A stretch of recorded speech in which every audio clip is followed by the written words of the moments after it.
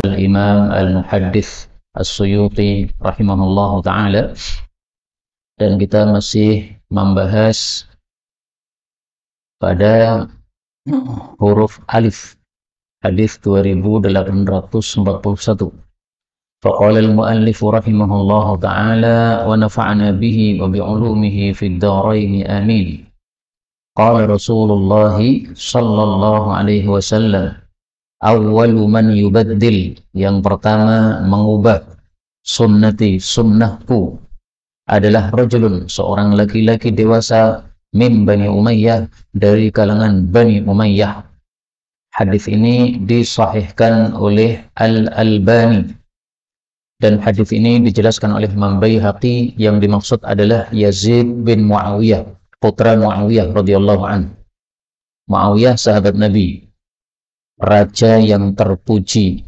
Yang memuji bukan saya, yang memuji adalah Rasulullah sallallahu alaihi wasallam. Mulkun wa rahmatun, kerajaan yang penuh dengan rahmat. Tetapi beliau mengangkat putranya, yaitu Yazid bin Muawiyah, yang diperselisihkan oleh para ulama apakah dia sah tidak menjadi khalifah ataukah tidak. Ada yang menganggap tidak sah sebagai khalifah, sehingga termasuk Sayyidina Husain bin Ali, putranya Imam Ali, itu tidak mau membaiat Yazid bin Muawiyah karena menganggap dia tidak sah jadi khalifah. Nah, kata Imam Baihaqi, yang dimaksud di sini seseorang yang mengganti sunnahku itu adalah Yazid bin Muawiyah radhiyallahu anhu. Kalau Muawiyah sendiri, an Umar qala, dari Sayyidina Umar, dia mengatakan awwalu hadhil ummah nubuwah, pertamanya umat ini adalah kenabian, yaitu ketika Nabi Muhammad sallallahu alaihi wasallam masih hidup. Thumma khilafah, kemudian khilafah, 4 khalifah atau 5 khalifah, yaitu Hasan bin Ali. Wa rahmah, plus rahmat. Thumma mulkun wa rahmatun, kemudian kerajaan plus rahmat. Nah, ini kerajaan Muawiyah. Maka Muawiyah nggak ada masalah, tetapi yang bermasalah adalah putranya Yazid bin Muawiyah. Dan ini perkataan Sayyidina Umar, tapi diriwayatkan juga dari sabda Rasulullah sallallahu alaihi wasallam. Tapi tilka ummatun qad khalat laha ma kasabat wa lahum ma wa 'alaiha maktasabat. Jadi Yazid bin Muawiyah sudah wafat, Allah akan membalas dia setimpal balasannya, yang baik dibalas baik, yang buruk dibalas buruk, dan tidak penting kita untuk apa? Mengungkit kesalahan Yazid bin Muawiyah. Kita cuma ingin menjelaskan hadis ini saja sesuai penjelasan dari para ulama rahimahumullah ta'ala. Kemudian awwalu ma yurfa'u, yang pertama diangkat dari bumi ini adalah ar-rukun, Hajar Aswad, wal Quran, dan juga Al-Quran, wa ru'yan Nabi, dan bermimpi ketemu Nabi Muhammad sallallahu alaihi wasallam fil manam, di dalam tidur. Hadis ini dhaif.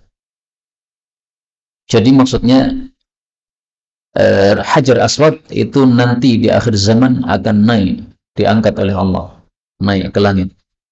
Karena memang asalnya Hajar Aswad itu turunnya dari surga. Ada 2 yang dari surga. Pertama Hajar Aswad, yang kedua raudhahnya Rasulullah sallallahu alaihi wasallam. Beliau mengatakan raudhah saya adalah satu raudhah dari raudhah surga. Berarti sumbernya asalnya dari surga menurut sebagian tafsir. Kemudian Quran juga akan diangkat, sehingga dada manusia semua tidak ada Quran padanya. Sekarang masih banyak orang yang hafal Quran. Para imam-imam pasti punya hafalan Quran, meskipun bertingkat-tingkat. Nah, nanti di akhir zaman semua orang tidak akan ada yang hafal Quran. Fatihah pun nggak punya, karena sudah diangkat oleh Allah Subhanahu wa ta'ala. Tapi ini nanti semuanya di akhir zaman. 43. Awwalu, yang pertama kali, maftaradallahu ta'ala, yang Allah fardukan ala ummati, untuk umatku, adalah as-salawatul khamsu, salat 5 waktu. Wa awwalu ma yurfa'u, dan yang pertama diangkat min a'malihim, dari amalan mereka, adalah as-salawatul khamsu, salat 5 waktu. Wa awwalu ma yus'alun, dan pertama yang mereka akan ditanya juga anis salawatil khamsi, tentang salat 5 waktu. Faman kana dayya'a, maka barang siapa yang menyanyiakan syai'an minha, sesuatu dari salat 5 waktu, yaqulullahu tabaraka wa ta'ala, Allah pun mengatakan, unzuru, lihatlah wahai para malaikat, hal tajiduna li 'abdi nafilah, apakah kalian dapati pada hambaku ini ada salat sunnah, min salatin, ya ada apa, amalan sunnah salat, tutimmuna biha, yang kalian menyempurnakan dengan salat sunnah tadi, mana qasa minal faridah, apa yang kurang dari salat fardunya. Jadi amalan sunnah kita fungsinya untuk menambal kekurangan pada amalan wajib kita. Karena itu mari kita salat sunnah, mari kita puasa sunnah, mari kita sedekah sunnah. Karena puasa kita tidak sempurna, salat wajib kita tidak sempurna, kemudian zakat kita juga mungkin tidak sempurna, perlu ditambal dengan yang sunnah. Wanzuru, dan perhatikanlah fi siyami abdi, pada puasa hambaku syahrul Ramadan, di bulan Ramadan. Fa in kana dayya syai'an minhu, kalau dia sia-siakan sesuatu darinya, fanzuru hatta tajiduna li abdi nafilatan min siyam, lihatlah apakah kalian dapati untuk hambaku amalan sunnah berupa puasa, tutimmuna biha ma naqasa minal siyam, yang kalian sempurnakan dengannya apa yang kurang dari puasa. Wanzuru fi zakati abdi, dan lihatlah pada zakatnya hambaku. Fa in kana dayya'a minha syai'an, kalau dia sia-siakan sesuatu darinya, fanzuru hatta tajiduna li abdi nafilatan min shadaqah, lihatlah apakah kalian dapati pada hambaku ada amalan sunnah berupa sedekah, tutimmuna biha ma naqasa minaz zakah, yang kalian sempurnakan dengannya apa yang kurang dari zakat. Di sini Nabi menyebutkan tiga, hadis ini menyebutkan tiga. Yang pertama apa? Salat, menunjukkan pentingnya salat. Yang kedua puasa, menunjukkan pentingnya puasa. Yang ketiga zakat, menunjukkan pentingnya zakat. Apakah selain zakat juga begitu? Fayu'khadhu dzalika, lalu diambillah hal tersebut, ala faraidillah, terhadap kewajiban-kewajiban Allah yang lain. Jadi semuanya sama. Ada puasa, ada zakat, ada salat, apalagi yang wajib. Pokoknya semua yang wajib ditambah dengan semua yang sunnah. Silaturahmi ada yang wajib, ada yang sunnah. Nah, yang sunnah itu menambah yang wajib. Wa dzalika, dan itu adalah birahmatillah, dengan sebab rahmat Allah, wa adlih, dan adilnya. Fa in wajada fadlan, kalau dia dapati ada sisanya, wudi'a fi mizani, akan diletakkan pada timbangan amalnya. Wa qillah, dan dikatakan kepadanya, udkhulil jannata masruran, masuklah ke dalam jannah dalam keadaan gembira ria. Mudah-mudahan semua kita termasuk masuk surga dalam keadaan gembira. Amin ya rabbal alamin. Wa illam yujad lahu syai'un min dzalik, kalau tidak ada sesuatu pun darinya, umirat bihi zabaniyah, diperintahkanlah malaikat zabaniyah. Zabaniyah itu siapa? Penjaga neraka. Zabana artinya mendorong. Maka disebut zabaniyah itu karena mendorong dengan keras orang-orang yang pantas masuk neraka. Mudah-mudahan semua kita tidak bertemu dengan zabaniyah. Amin ya rabbal alamin. Fa'akhadhu biyadayhi, maka mereka tangkap kedua tangannya ini, wa rijlayhi, dan kedua kakinya. Thumma qudhifa bihi finnar, kemudian dilempar ke dalam api neraka. Na'udzubillahi min syarri dzalik. Dan hadis ini dikatakan dhaif oleh Al-Albani, tetapi maknanya sahih karena sesuai dengan hadis berikutnya yang sahih, yaitu awwalu ma yuhasabu bihil abdu, yang pertama dihisab seorang hamba adalah yaumal qiyamati, dari pada hari kiamat nanti, adalah salatuhu, salatnya. Fa in kana atammaha, kalau dia menyempurnakan salatnya, kutibat lahu tammah, maka ditulis baginya sempurna. Wa illam yakun atammaha, kalau dia tidak menyempurnakannya. Dan tampaknya kita termasuk yang nomor dua, tidak menyempurnakan, karena kita khusyuk tidak sempurna. Qala Allahu li malaikatihi, maka Allah katakan kepada para malaikat, unzuru hatta tajiduna li 'abdi min tatawwu', lihatlah apakah kalian dapati hambaku punya amalan tatawwu'. Tatawwu artinya sukarela. Tatawwu nama lain dari sunnah, nama lain dari nafilah. Jadi tiga ini sama, tatawwu, sunnah, nafilah. Fatukammiluna biha, lalu kalian menyempurnakan dengan amalan sunnah tadi, faridatah, amalan yang wajibnya. Thumma zakah kadzalik, kemudian zakat diperlakukan seperti itu. Nah, di sini cuma sebutkan dua, salat sama zakat. Sesuai dengan hadis yang lain, di mana Allah mengatakan, kami turunkan harta untuk dua, untuk menegakkan salat dan untuk dibayarkan zakat. Inna anzalnal mala liiqamis shalah wa ita'iz zakah. Kami turunkan harta untuk ditegakkannya salat dan dibayarkannya zakat. Hadis riwayat Ahmad. Maka hadis yang sahih cuma menyebutkan dua. Yang tadi puasa tadi hadisnya dhaif. Tetapi Nabi kemudian mengatakan thumma tu'khadul a'mal. Kemudian diperlakukanlah semua amal ala hasabi dzalika, sesuai kadar itu tadi. Jadi disamakan ya. Yang puasa juga begitu, yang lain-lainnya juga sama, semuanya sama. Yang wajib-wajib ditambah dengan yang sunnah. Karena itu menurut saya, panjenengan cocok atau tidak terserah. Menurut saya, bagi orang-orang seperti kita, salat sunnah itu seperti wajib bagi kita. Kenapa? Salat kita enggak sempurna. Puasa sunnah bagi kita seperti apa? Wajib. Kenapa? Puasa kita enggak sempurna. Karena itu mari, jangan malas untuk sholat sunnah. Wong kita ini sholatnya nggak sempurna. Kenapa malas? Sebagian orang itu sangat malas untuk sholat sunnah. Saya pernah tegur seseorang, kok nggak sholat sunnah? Kan longgar. Maka dia mengatakan, belum dapat hidayah untuk sholat sunnah. Tapi sholat wajibnya bagus. Nggak pernah absen. Ke masjidnya rutin. Tapi untuk sholat sunnah, belum dapat hidayah. Nah, maka mungkin belum dapat hidayah. Kenapa? Karena belum tahu kepentingan sholat sunnah ini. Kalau kita tahu pentingnya, ini seolah akan paksakan diri sholat sunnah. Karena tahu kita tidak sempurna sholatnya. Jadi kita bayangkan selesai sholat itu baju kita itu robek, nah, nggak sempurna. Maka perlu ditambal. Sholat sunnah itu seolah nambal baju robek tadi. 845 awal nabiyyin, pertamanya nabi ursila yang diutus adalah siapa? Nabi Nuh alaihi salatu wassalam. Nabi Nuh konon namanya adalah Abdul Ghaffar. Jadi kalau ada bapak-bapak namanya Abdul Ghaffar, bergembiralah, sama dengan Nabi Nuh alaihi salatu wassalam. Adapun disebut Nuh yang artinya itu meratap, karena dia suka meratapi terhadap dirinya sendiri, menyesali terhadap dirinya sendiri, merasa kurang terhadap dirinya sendiri. Inilah orang yang sempurna seperti itu. Orang sempurna itu merasa dirinya masih tidak sempurna. Tapi kalau orang merasa, wah saya sudah imannya sudah tinggi, nah itu malah tidak sempurna kayak begitu. Kemudian Nabi Nuh ini kelebihannya adalah, pertama, dia adalah Rasul yang pertama. Kelebihan yang kedua adalah dia termasuk ulul azmi. Mim, Nuh, Ibrahim, Musa, Isa, Muhammad. Kelebihan ketiga, dia disebut oleh Allah di dalam surat Al-Isra sebagai innahu kana abdan syakura. Sesungguhnya Nabi Nuh itu adalah hamba yang selalu bersyukur kepada Allah Subhanahu wa taala.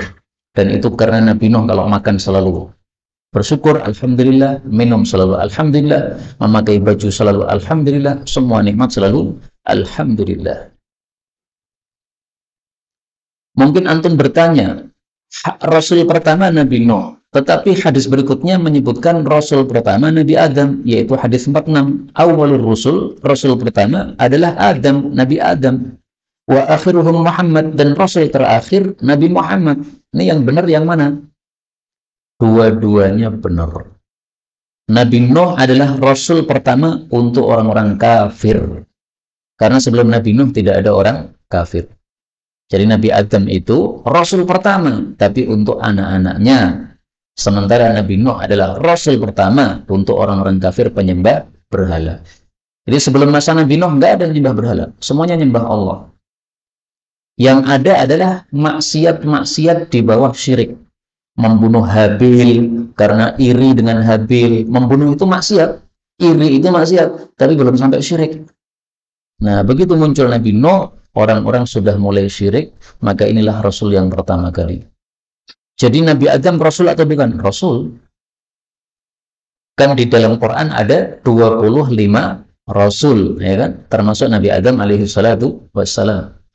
Totalnya Rasul 315 Rasul, tapi yang disebutkan di Quran cuma 25 termasuk Nabi Adam.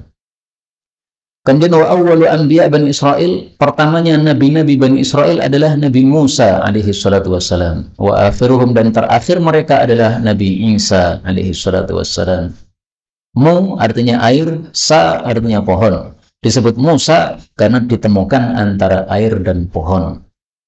Wa awwalu man khatta, dan orang yang pertama kali menulis bil qalam dengan pena adalah Idris, Nabi Idris alaihi salatu wassalam.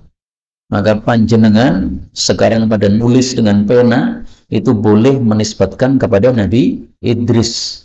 Misalnya panjenengan namanya Pak Joko, nah, Pak Joko Al-Idrisi. Kenapa?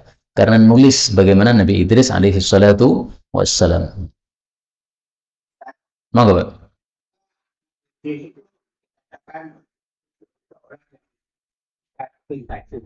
Yang apa? Pakaian.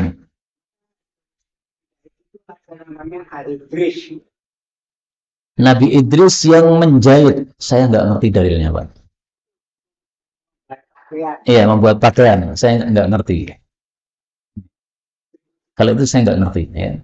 Siapa yang pertama kali membuat pakaian? Apakah Nabi Idris? Saya nggak tahu. Dalam riwayat Imam Muslim kita temukan kana nabiyyun minal anbiya yakhuttu. Ada seorang nabi yang dia itu menulis. Faman wafaqa khattahu fadzaka. Ini hadis riwayat Imam Muslim. Nah, siapa ini nabi yang menulis? Diketahui dari hadis tadi ternyata adalah Nabi Idris alaihissalatu wassalam. Tapi memang di sini para ulama berselisih pendapat. Ada 3 pendapat. Ada yang mengatakan Nabi Idris, dan itu adalah pendapat yang paling terkenal. Ada yang mengatakan Nabi Daniel, ada yang mengatakan Nabi Khalid bin Sinan. Saya nggak ngerti siapa ini Nabi Khalid bin Sinan. Di masa siapa nggak ketahuan. Oke.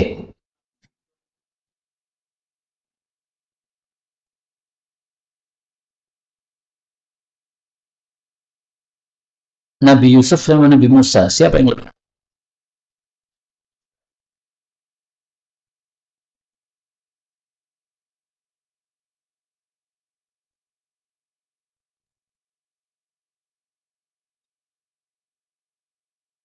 وَلَقَدْ جَاءَكُمْ يُوسُفُ مِنْ قَبْلُ بِالْبَيِّنَاتِ فَمَا زِلْتُمْ فِي شَكٍّ مِّمَّا جَاءَكُمْ بِهِ.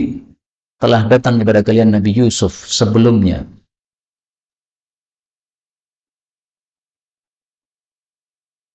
Ay min qabli Musa, sebelum Nabi Musa alaihi salatu wassalam. Berarti Nabi Yusuf memang datangnya sebelum Nabi Musa alaihi salatu wassalam. Dalilnya adalah surat Ghafir ayat 34.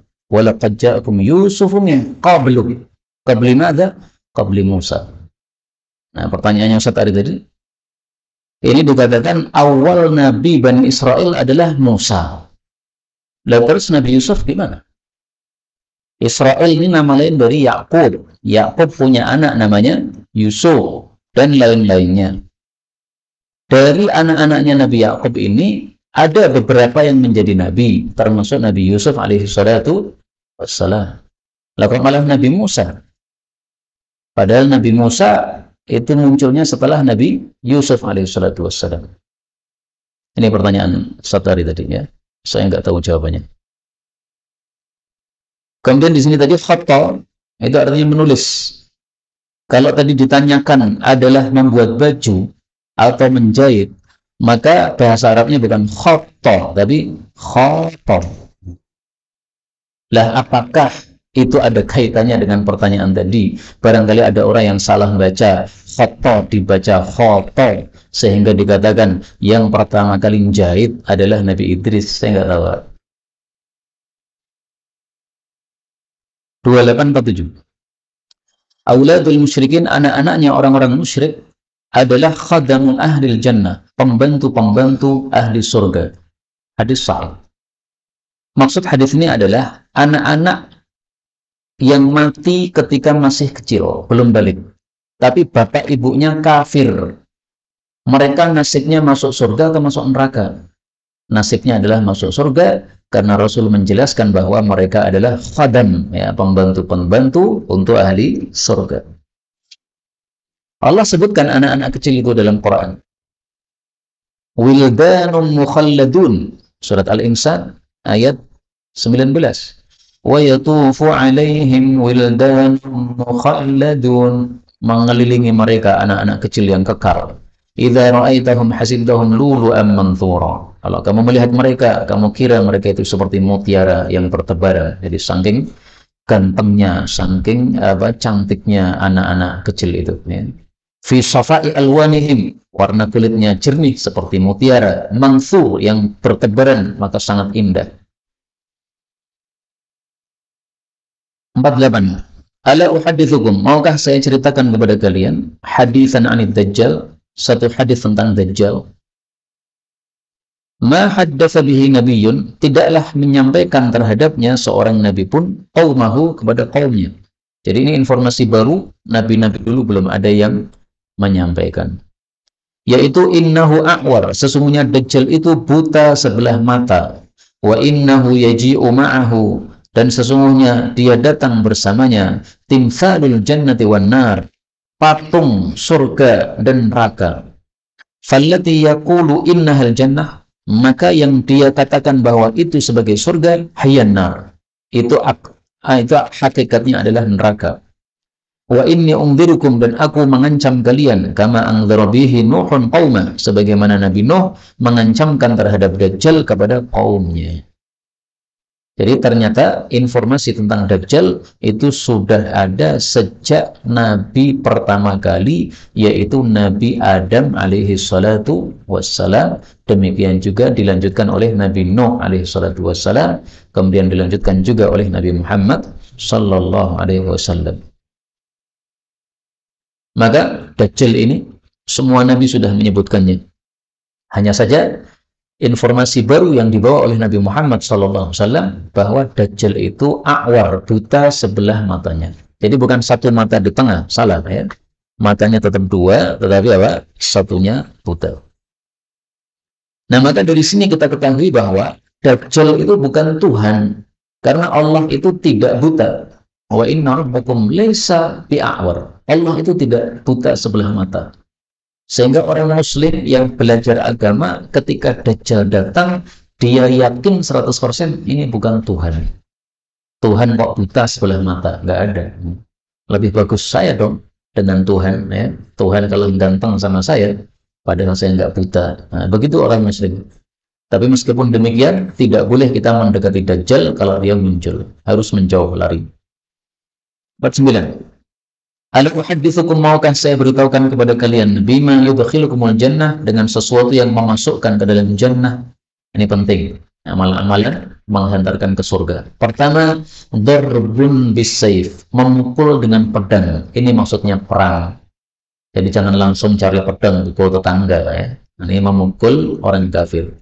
Yang kedua, wa it'amud dhaif, memberi makan kepada para tamu. Dan orang yang pertama kali menjamu tamu adalah Nabi Ibrahim alaihissalatu wassalam. Sebagaimana kata Sa'id bin Musayyab.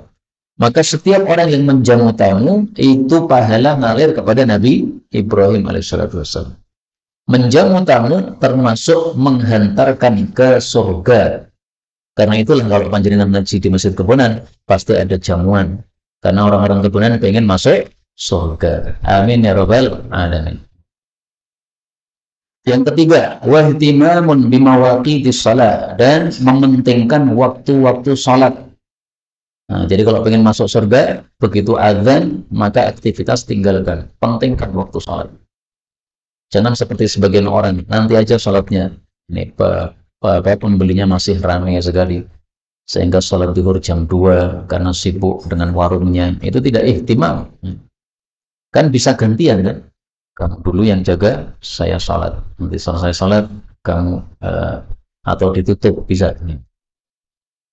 Yang keempat, wa isbaghu tuhur, dan menyempurnakan wudu fil lailatil qarah, pada malam yang dingin. Hari-hari ini alhamdulillah sudah nggak dingin ya, tapi beberapa hari yang lalu kan dingin. Nah, pas dingin itu jangan malas untuk berwudu. Kalau batal ya wudu, karena kalau batal nikat salat, salatnya tidak sah. Jangan seperti anak saya tadi cerita ke saya. Tadi saya kentut pas tahiyat atau gimana? Ya karena kalau sudah tahiyat kan masih sah. Jadi saya nggak ngulangi sholatnya. Loh, kalau belum salah itu ya batal. Kata dia, loh dulu Abi bilangnya kalau sudah tahiyat itu nggak batal. Siapa bilang? Anak nggak pernah merasa ngomong gitu. Nah, mungkin dia salah paham. Tapi akhirnya dia katakan, saya nggak mau bis, pokoknya sudah sah. Ya serah pokok cah cilik ya, jangan diikuti. 5. Wa it'amut ta'am, dan memberikan makanan ala hibbih, atas apa yang dia sukai. Maksudnya memberikan atas apa yang dia sukai itu adalah ada dua tafsiran. Tafsiran pertama, ala hajatihim ilaih. Ketika kita masih butuh kepada makanan tadi, berarti kita masih cinta makanan tadi. Makanan ini masih lezat, kita masih butuh, masih perlu. Tapi ketika masih perlu justru diberikan. Seperti Ibnu Umar, dia pesan kepada istrinya, tolong dibelikan buah untuk dimakan nanti buka puasa. Begitu sudah dapat buahnya, diketuk pintu oleh orang miskin, maka buahnya dikasihkan kepada orang miskin yang datang. Akhirnya nggak jadi makan buah pas buka puasa. Kemudian istrinya membelikan lagi, tapi dia khawatir akan diberikan kepada orang miskin lagi, maka disimpan. Nah, dinasihat oleh Sayyidina Ibnu Umar, jangan disimpan begitu. Kalau ada orang datang, maka justru kita berikan, mengamalkan ini. Wa yut'imuna at'ama 'ala hubbihi. Tafsiran yang pertama. Tafsiran yang kedua, yaitu kita berikan makanan yang kita sukai. Anda suka apa? Suka daging? Nah, berikan kepada orang daging. Jangan memberikan sesuatu yang sudah basi, yang kita tidak mau memakannya. Rasulullah SAW bersabda, la tuta'imul masakin mimma la ta'kulun. Janganlah berikan kepada orang-orang miskin sesuatu yang kalian sendiri sudah tidak mau memakannya. Hadis riwayat Ahmad.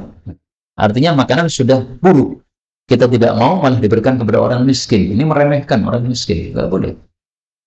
Berikan kepada ayam, silahkan. Tapi kalau diberikan kepada orang miskin, pada sesama manusia, nah ini tidak sopan kepada manusia. Mungkin orang miskinnya mau saja, tapi engkau sudah tidak mau karena sudah agak berubah, nah jangan diberikan. 850. Ala uhaddithukum, maukah saya beritahukan kepada kalian bi asqan nas, orang yang paling celaka, rajulain, yaitu ada dua orang. Satu, Uhaimir, orang yang berwarna merah. Merah maksudnya kulitnya itu syaqrab, ya, pirang. Samud, dari kaum Samud, alladzi aqara naqah, yang dia telah menyembelih unta mukjizatnya Nabi Saleh. Yang kedua, walladzi yadribuka ya Ali, dan orang yang memukul kamu wahai Ali bin Abi Thalib, ala hadhihi, di atas ini, yaitu kepala, hatta yabulla minha, sehingga basah darinya, hadhihi, ini, yaitu jenggotnya. Jadi dipukul kepalanya sampai berdarah, menetes ke jenggotnya. Itulah dua orang paling celaka dari umat terdahulu yang menyembelih unta Nabi Saleh. Dari umat akhir zaman, umat Nabi Muhammad, adalah yang memukul Sayyidina Ali bin Abi Thalib. Siapa orang yang memukul Sayyidina Ali bin Abi Thalib? Ibnu Muljam, Abdurrahman bin Muljam. Ibnu Muljam itu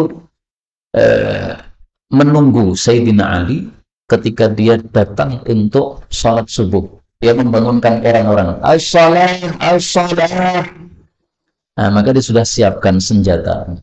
Maka dipukulkan pada kepala Sayyidina Ali dari ini ubun-ubunnya, ya, depan ya, sampai ke belakang sini, sampai tengah. Nah, maka keluar darah sampai netes-netes di jenggotnya. Akhirnya Sayyidina Ali kemudian beberapa hari kemudian mati. Jadi kejadiannya malam Jumat, kemudian wafatnya hari Ahad. Malam Ahad nih, Sabtu malam Ahad. Itulah apa?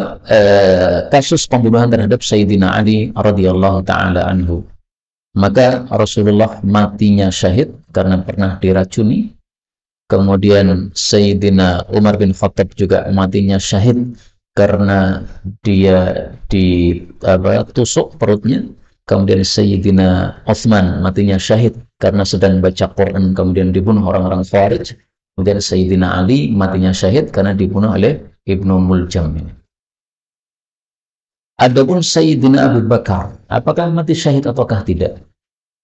Sebagian ulama mengatakan dia juga mati syahid karena matinya dengan sebab susahnya dia karena kematian Rasul sallallahu alaihi wasallam. Mata kamadan ala Rasulillah. Matinya Sayyidina Abu Bakar karena sedihnya yang dahsyat atas wafatnya Rasul. Jadi dari wafatnya Nabi sampai 2 tahun berikutnya, sedihnya Sayyidina Abu Bakar tidak hilang-hilang. Nah, itu yang membuat dia mati. Maka itu pun juga dianggap mati syahid menurut versi sebagian ulama. Wallahu a'lam. 851. Ala ukhbiruka, maukah saya kabari kamu bi akhyari surat yang paling baik fil Quran, dalam Al-Quran, yaitu surat Alhamdulillahi Rabbil Alamin. Surat apa ini? Al-Fatihah. Alhamdulillahi Rabbil Alamin. Coba kita cari dalam Quran. Ada berapa tempat? Dalam Al-Fatihah ada, dalam surat Yunus ada, dalam surat Az-Zumar ada, dalam surat Ghafir ada. Cuma yang dimulai dengan ayat pertama Alhamdulillahi Rabbil Alamin hanya surat Al-Fatihah. Apa yang dimaksud akhir surah? Surat yang paling baik. Ada 2 tafsiran. Tafsiran yang pertama, paling baik maksudnya paling besar pahalanya. Jadi kalau kita membaca surat Al-Fatihah 7 ayat, maka pahalanya lebih besar daripada 7 ayat surat yang lain. Pendapat kedua, paling baik itu dari sisi kandungannya. Karena kandungan Al-Fatihah mewakili seluruh isinya Quran. Sehingga bisa dikatakan Fatihah itu seperti daftar isinya Quran. Kalau ingin tahu isi Quran, baca surat Al-Fatihah. Itulah kandungan globalnya.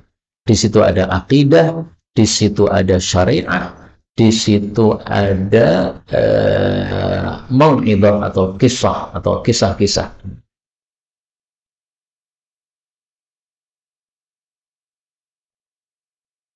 Saya ingin tampilkan di sini penjelasan Al-Imam Al-Munawi untuk hadis ini, karena bisa diamalkan dan nanti antum rasakan sendiri manfaatnya. Saya cuma membacakan, nanti yang mengamalkan silahkan masing-masing. Wa dzakara ba'dul arifin, sebagian para ulama ahli ma'rifat mengatakan, anna man lazama qira'ataha, barang siapa yang melazimi membaca surat Al-Fatihah, ra'al ajab, dia akan melihat banyak yang menakjubkan. Wa balagha ma yarjuhu min kulli arab, dan akan sampai apapun yang dia harapkan dari segala kebutuhan. Anda butuh apa? Butuh punya pesantren, butuh punya masjid, membangun masjid, butuh istri 4. Wah, kalau mikirnya istri mana? Ganti-ganti. Contohnya yang merasa bongso istri ini. Pokoknya apapun, maka bacalah ada surat Al-Fatihah. Tapi saya ingin katakan, jangan sekali-kali baca surat Al-Fatihah dengan tujuan inti dunia, kita akan rugi. Intinya ya pertama ya pahala. Karena tadi 7 ayat Al-Fatihah pahalanya lebih besar daripada 7 ayat surat yang lain. Intinya pahala. Adapun al-ajab, melihat sesuatu yang menakjubkan, itu hanya efek saja. Ya. Termasuk yang paling sering membaca surat Al-Fatihah adalah Al-Imam Ibnu Taimiyah. Beliau habis subuh itu sering kali duduk, kemudian melazimi membaca Fatihah berulang-ulang. Jangan mengatakan bid'ah itu Fatihah diulang-ulang. Enggak bid'ah. Karena Rasulullah menghasung kita membaca Quran, dan Rasulullah menjelaskan Fatihah adalah Quran yang paling utama. Bid'ahnya di mana? Enggak bid'ah. 852. Ala ikhbiruka, maukah saya kabari kamu an mulukil jannah, tentang raja-raja surga. Rajulun, seorang laki-laki, dhaifun, yang lemah, mustad'afun, yang dilemahkan, dianggap lemah, dzu timrain, yang memiliki 2 baju yang usang. 2 baju itu maksudnya baju atas sama baju bawah. Orang Arab biasanya pakai ridha selendang atasnya, pakai izar sarung bawahnya. Jadi maksudnya baju atas sama bawahnya sama-sama usang. Ini berarti orang miskin. La yu'bahu lahu, tidak diperhatikan terhadapnya. Enggak ada yang perhatian. Sopo serat terkenal. Tetapi lau aqsama 'ala Allah Ta'ala, kalau dia bersumpah dengan nama Allah Ta'ala, la abarrah, sungguh Allah akan menuruti sumpahnya, alias akan dikabulkan oleh Allah Subhanahu wa Ta'ala. Demi Allah, maka Allah mendengar suaranya dikabulkan. Contohnya siapa? Ibnu Taimiyah misalnya. Dia mengatakan, mari kita serang Tartar. Demi Allah, menang. Maka orang-orang mengatakan, ucapkan insya Allah. Kok tanpa insya Allah gimana? Maka beliau mengatakan, insya Allah, tapi yakin. Jadi bukan insya Allah, bisa jadi iya, bisa jadi tidak. Enggak, yakin. Nah, itu orang yang bersumpah dengan nama Allah, ternyata dikabulkan oleh Allah. Betul, kaum muslimin menyerang Tartar, akhirnya mereka lumpuh dengan izin Allah Subhanahu wa Ta'ala. Ini orang-orang hebat. 853. Ala ukhbiruka bi ahli nar, maukah saya kabari kamu penghuni neraka? Hati-hati, ini jangan ada pada diri kita. Pertama, kullu ja'dhariyin, setiap orang yang kasar, jawadhin, yang sombong dalam berjalan, mustakbirin, yang sombong.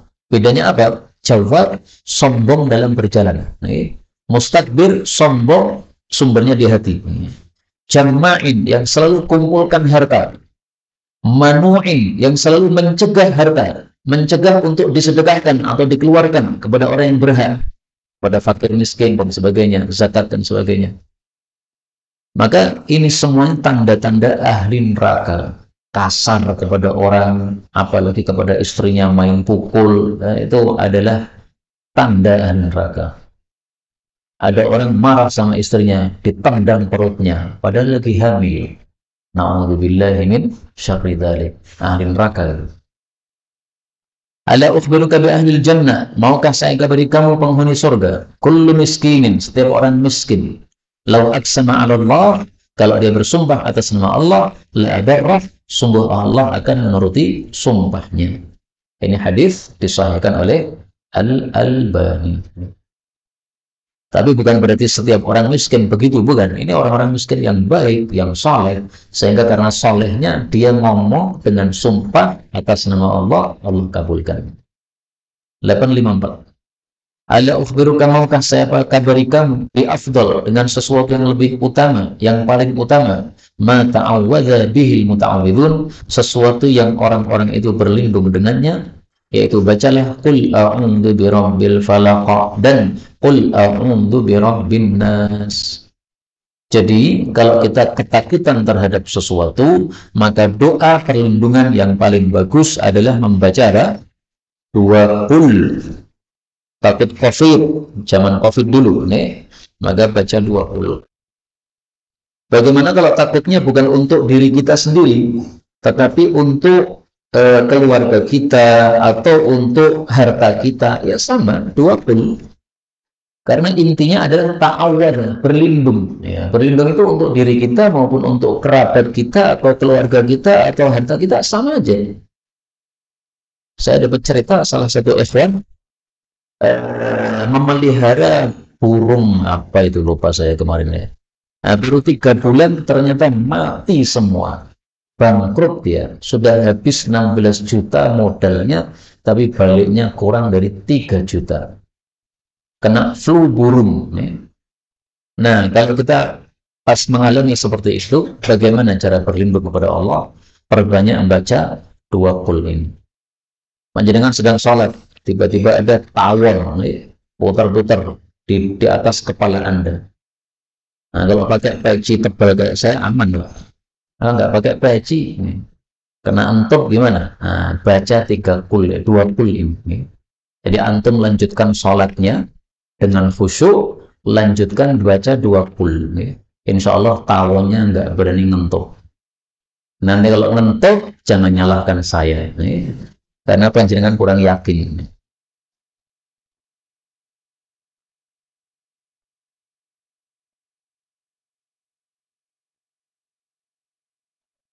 Kemudian 2 surat ini yang paling mantap itu adalah surat Al-Falaq-nya. Karena Rasulullah SAW bersabda, "Lan taqra'a syai'an, kamu tidak akan membaca sesuatu ablagha indallah, yang lebih sampai di hadapan Allah, daripada qul a'udzu birabbil falaq. Jadi dua-duanya untuk perlindungan, tapi yang lebih dahsyat adalah al-falaqnya. Kenapa? Karena dalam surat Al-Falaq itu kita berlindung dari semua keburukan. Min syarri ma khalaq. Dari keburukan semua yang engkau ciptakan, yang Allah ciptakan. Termasuk tawon tadi, termasuk COVID, termasuk flu burung, dan semuanya. 855. Ala ukhbiruka, maukah saya kabari kamu bitafsiri la haula wala quwwata illa billah, dengan tafsiran kalimat tidak ada daya dan tidak ada kekuatan kecuali dengan Allah, dengan pertolongan Allah. Tafsirnya adalah la haula, tidak ada daya, an maksiatillah, untuk meninggalkan maksiat kepada Allah, illa bi ismatillah, kecuali dengan penjagaan dari Allah. Jadi kalau kita tidak dijaga Allah, pasti kita berbuat maksiat. Makanya salah satu doa yang disunahkan untuk kita baca ketika keluar dari masjid apa? Allahumma simni minasyaitan. Idza kharaja, kalau seseorang keluar dari masjid, falyusallim 'alan nabi, ucapkan salam kepada nabi. Assalamu alayka ayyuhan nabi. Waliyaqul, dan lalu hendaklah mengucapkan Allahumma simni minasyaitan. Allahumma ya Allah, iksimni, jagalah saya, minasyaitan, dari setan. Kalau di masjid insya Allah terjaga, Pak. Karena masjid ini tempat yang mulia. Kita nggak akan macam-macam di masjid. Ayo begitu keluar dari masjid, banyak ketemu dengan dunia, ketemu dengan setan, ketemu dengan fitnah-fitnah. Nah, maka kita perlu dijaga oleh Allah Subhanahu wa Ta'ala. Mari ditirukan. Allahumma i'simni minasyaitan. Allahumma i'simni minasyaitan. Sekali lagi bersama-sama. Allahumma qsimni minasyaitan. Gampang ya? Nah, nanti langsung dipraktekkan. Keluar dari masjid, Assalamu alayka ayyuhan nabi, atau Assalamu ala rasulillah, kemudian Allahumma qsimni minasyaitan. Kemudian wala quwwata, dan tidak ada kekuatan, maksudnya ala ta'atillah, untuk melaksanakan ketaatan kepada Allah, illa bi'aunillah, kecuali dengan pertolongan Allah. Makanya ketika azan hayya 'alas shalah, kita jawab la haula wala quwwata illa billah. Karena untuk melangkahkan kaki ke masjid ini perlu pertolongan Allah. Betapa banyak orang yang rumahnya nempel masjid tapi mendengar hayya 'alas shalah tidak langkah kaki ke masjid. Kenapa? Tidak dikasih kekuatan oleh Allah sehingga tidak punya kekuatan untuk melangkah ke masjid.